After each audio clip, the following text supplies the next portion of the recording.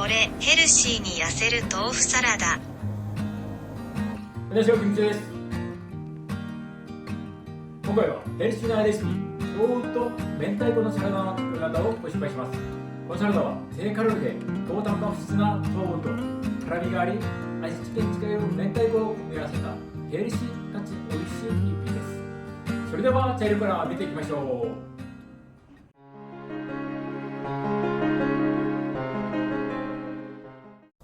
今日の材料になります。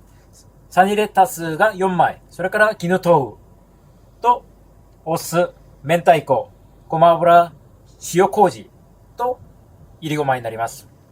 それからごま油なんですが、よりヘルシーにしたい場合はオリーブオイルに変えましょう。まず豆腐の水切りをします。豆腐をキッチンペッパーで包んで軽く押さえます。それからしばらく置いておきます。次にドレッシングを作ります。材料を合わせていきます。お酢、塩麹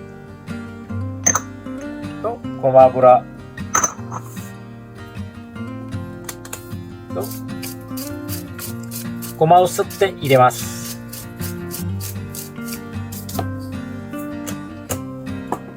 でここで混ぜます。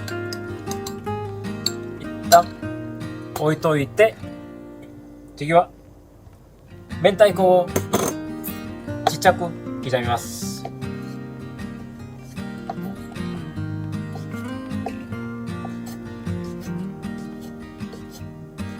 明太子を切ったらドレッシングに入れます。ドレッシングに入れて軽く和えます。でこれは置いときます。野菜をちぎって入れます。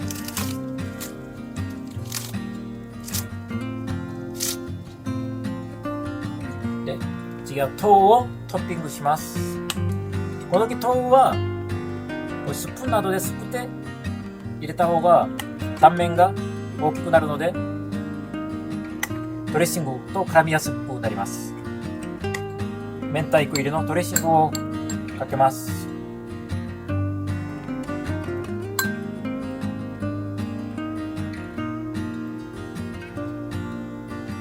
仕上げにすりごまをもう少しかけます。